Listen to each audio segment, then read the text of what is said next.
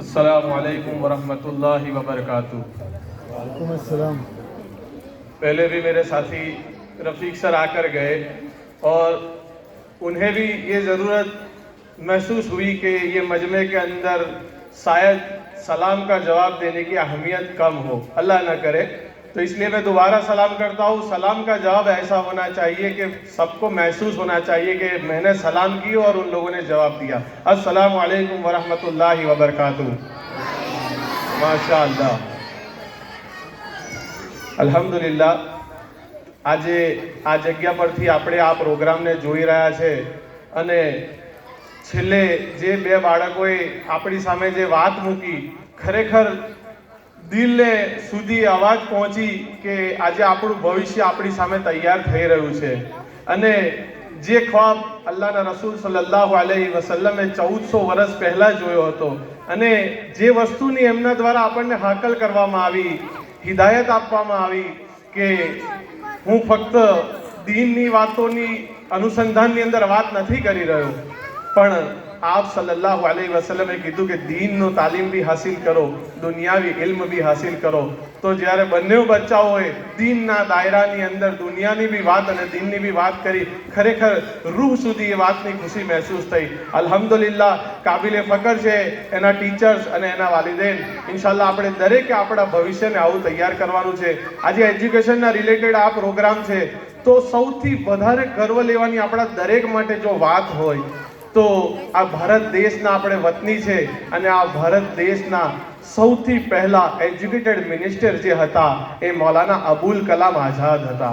એ આપણા દરેક માટે એક બહુ મોટી ગર્વ લેવાની વાત છે કે આજે દુનિયા કહી રહી છે કે મુસલમાનની અંદર શિક્ષણ નથી, આપણને અશિક્ષિતોની અંદર ગણવામાં આવે છે, પણ ખરેખર મારી કોમ હવે બદલાઈ રહી છે અને સૌથી મોટી ગર્વની વાત મેં આપ દરેકની આપણા સૌથી પહેલા ભારત દેશના શિક્ષણ પ્રધાન જે હતા અબુલ કલામ આઝાદ હતા। આ દેશની અંદર દરેક મુસલમાન માટે અને દેશના દરેક નાગરિક માટે સૌથી મોટી ગર્વની વાત છે।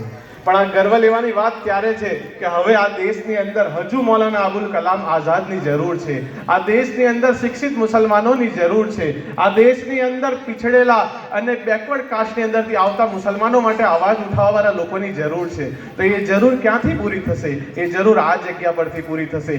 આપણી માઓએ એવી औलाद જન્મવાની છે, એવી એની પરવરિશ કરવાની છે, તો ઇન્શાલ્લાહ અહીંથી મૌલાના અબુલ કલામ આઝાદ પણ આપણને મળશે અને ઇન્શાલ્લાહ દેશના એજ્યુકેટેડ મિનિસ્ટર ફરી એક મુસલમાન હશે અને એ આપણા દરેક માટે ગર્વ લેવાની વાત હશે।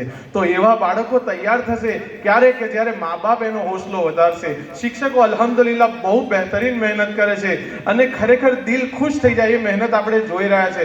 જરૂર વધારે છે તો મા બાપે મહેનત કરવાની જરૂર છે। પોતાના બાળકોનો કોન્ફિડન્સ લેવલ વધારો, બાળકોની અંદર હિંમત આપો।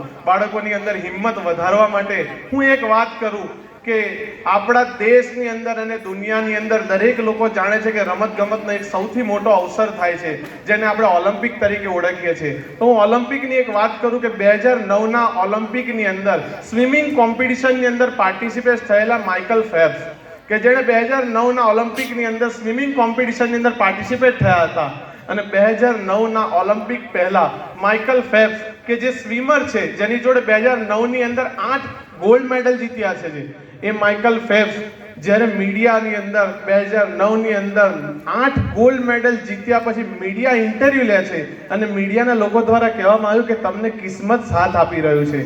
માઇકલ ફેલ્પ્સ ગુસ્સે થઈને કહે છે કિસ્મત એ સેકન્ડ થિંગ છે, કિસ્મત બીજા નંબર પર છે, પણ સૌથી મોટામાં મોટી જે વાત છે એ મારી પોતાની મહેનત છે કે 2009ના ઓલિમ્પિકની અંદર પાર્ટિસિપેટ થતા પહેલા મારા હાથની અંદર ફ્રેક્ચર થયું છે।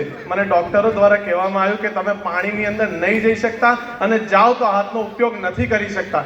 એ વાતને ધ્યાને લીધા વગર રોજ 8 કલાક એક ધૂન બનાવી અને મેં સ્વિમિંગની અંદર મહેનત કરી, તો આજે દુનિયાની અંદર યોજાયેલા 2009ના ઓલિમ્પિકની અંદર મારી જોડે 9 ગોલ્ડ મેડલ હાસિલ થયા છે।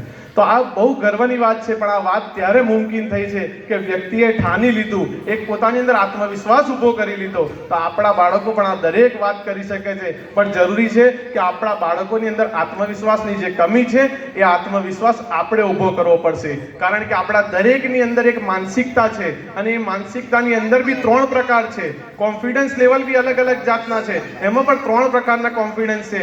એક તો સારો આત્મવિશ્વાસ છે કે આપણા દિલની અંદર આપણા બાળક પ્રત્યે, આપણા સમાજ પ્રત્યે જ્યારે કોઈ પણ વિચાર અને ખ્યાલ આવે તો આપણે એની પાછળ લાગી જઈએ કે હું મારા બાળકને આવું તૈયાર કરું, હું મારા સમાજની અંદર આવો બદલાવ લાવું. તો એક સારો કોન્ફિડન્સ છે જે હંમેશા કામયાબી તરફ લઈ જાય છે. અને એક ખોટી માનસિકતા અને ખોટો કોન્ફિડન્સ છે કે આટલા મોટા સમાજને મારો વિચાર મૂકીને મારે શું કામ છે, હું સમાજને મારા વિચારથી કેમ કરીને બદલી શકીશ. તો એ તમારો ખોટો આત્મવિશ્વાસ છે, અને હંમેશા આવો આત્મવિશ્વાસ માણસને નાસીપાસ કરે છે. અને ત્રીજો આત્મવિશ્વાસ અને ત્રીજી માનસિકતા છે એ ઓવર કોન્ફિડન્સ આપણે જેને કહીએ છીએ. એ ઓવર કોન્ફિડન્સની વાત છે કે કંઈ કરવું નથી, મગજના આવેલા વિચારોને 10 માણસની વચ્ચે મૂકી દેવા છે અને એવો વિશ્વાસ રાખવો છે તો બધું સમયાએ થઈ જશે. તો આ ઓવર કોન્ફિડન્સ છે. તો ઓવર કોન્ફિડન્સ અને ખોટો કોન્ફિડન્સ જે ભરેલો છે એને કાઢી અને સાચી માનસિકતાની દિશાની અંદર કામ કરીશું તો માઇકલ ફેલ્પ્સ જેવા બાળકો અને આપણા અબુલ કલામ આઝાદ જેવા બાળકો બી ઇન્શાલ્લાહ આપણા ઘરની અંદરથી મળશે.